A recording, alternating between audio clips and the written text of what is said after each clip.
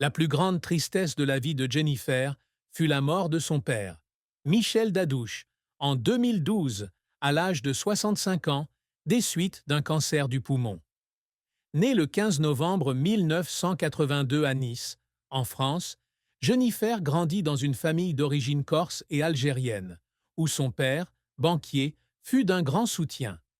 Michel, avec sa personnalité calme et son amour de la musique, écoutait souvent des vinyles de Serge Gainsbourg et de Dalida dans leur appartement de Saint-Laurent-du-Var, encourageant Jennifer à chanter dès son plus jeune âge. Il se souvient des soirées assises sur le balcon où il lui apprenait des accords simples à la guitare et lui disait qu'elle avait une voix d'ange. Lorsque Michel fut diagnostiqué en 2010, Jennifer était occupée à travailler sur son album Appelle-moi Jen et à son rôle de coach dans The Voice. Elle retourna à Nice pour rejoindre son père à l'hôpital Pasteur, mais le voir faiblir de jour en jour fut un choc immense.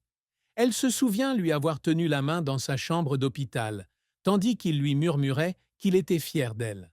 Après sa mort, Jennifer a sombré dans la dépression, annulant plusieurs spectacles et faisant de longues promenades sur la promenade des Anglais pour surmonter son chagrin. Elle pleurait en pensant ne pas avoir pu emmener son père en Corse, où il avait toujours rêvé de retourner. Elle se rendait souvent sur sa tombe au cimetière de Caucade, apportant des mimosas, sa fleur préférée, et lui parlant de ses nouveaux projets. Cette tristesse n'était pas seulement une perte personnelle, mais aussi une part indissociable de sa vie, influençant des chansons ultérieures comme Comme c'est bon, une chanson qu'elle a écrite en mémoire de son père. La carrière de Jennifer a été un voyage de plus de 2 décennies, jalonné de grands succès, d'échecs mémorables et d'efforts qui l'ont fait pleurer de passion et de pression. Elle est devenue célèbre en 2001, lorsqu'elle a remporté la saison 1 de Star Academy sur TF1 à 19 ans, grâce à son interprétation de My Heart Will Go On, qui a ému des millions de téléspectateurs. Son premier single, J'attends l'amour, est sorti en 2002 et a connu un immense succès. Son premier album, Jennifer, s'est vendu à plus d'1 million d'exemplaires et a été certifié disque de diamant. Elle se souvient d'être montée sur la scène du Zénith de Paris en 2002, chantant Au soleil devant 6000 personnes, sublimée par l'amour de ses fans. Ses albums suivants, comme Le Passage en 2004 avec le tube Ma Révolution et Lunatique en 2007 avec Tourner ma page, ont consolidé sa place sur la scène pop française. Elle a remporté 2 NRJ Music Awards de la meilleure artiste féminine française en 2004 et 2005, ainsi qu'un MTV Europe Music Award la même année. En 2012, elle est devenue coach pour The Voice, la plus belle voix, devenant la plus jeune femme membre du jury et menant la candidate Olympe en finale. Depuis 2014, elle poursuit son accompagnement avec The Voice Kids, devenant un modèle pour les jeunes talents. Son album Nouvelle Page, sorti en 2018, a été certifié disque d'or et le single Notre idylle a atteint la tête des charts français. Elle s'est également essayée au cinéma, jouant dans la série télévisée Traqué 2018 et le single Le temps est assassin 2019 sur TF1. En 2023, elle sort l'album Nedjrio 9, composé de chansons aux influences corses, et tourne au Palais des Sports, attirant plus de 50 000 spectateurs.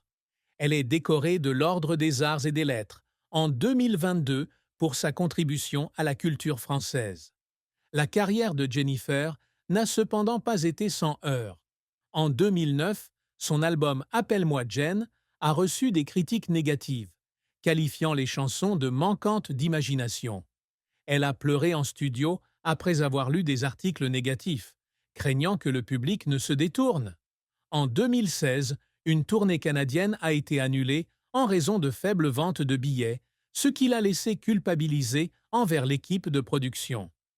Elle se souvient de longues journées de réunion à Paris pour finalement s'entendre annoncer un échec. Au début de sa carrière, Jennifer a dû faire face à la pression de la célébrité après la Star Academy. Elle travaillait sans relâche, du studio à la scène, ne dormant parfois que 3 heures par nuit.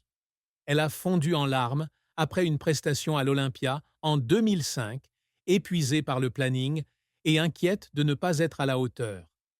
Un autre revers est survenu lorsqu'elle a été critiquée pour une décision prise dans The Voice en 2013, éliminant une candidate populaire, ce qui lui a valu des milliers de commentaires négatifs sur les réseaux sociaux.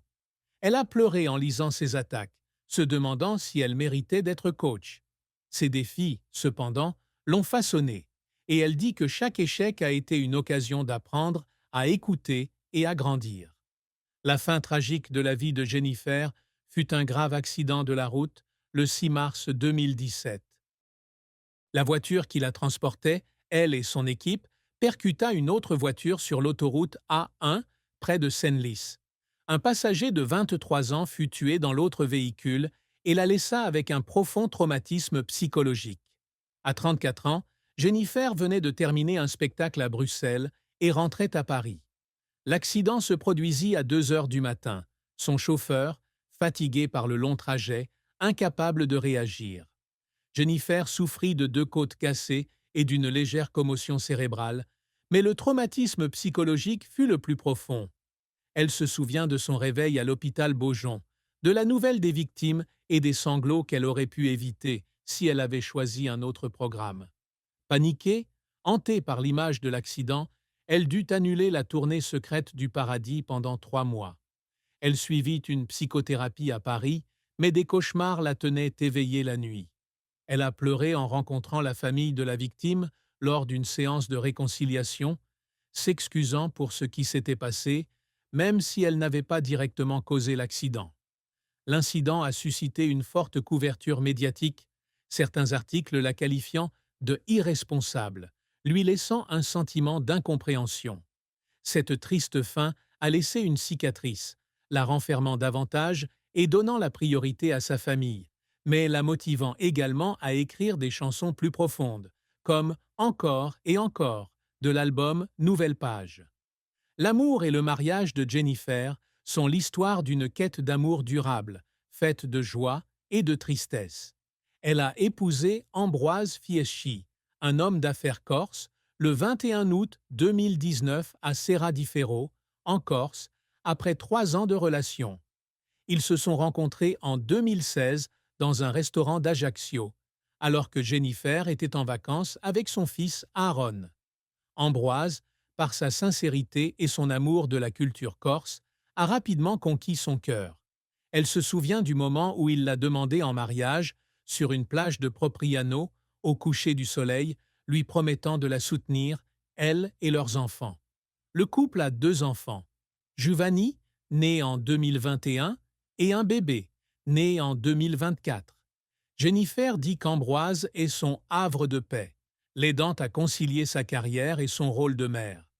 Ils vivent dans une villa à Ajaccio, où Jennifer s'occupe du jardin et Ambroise prépare des plats corses. Cependant, sa vie amoureuse n'a pas toujours été simple.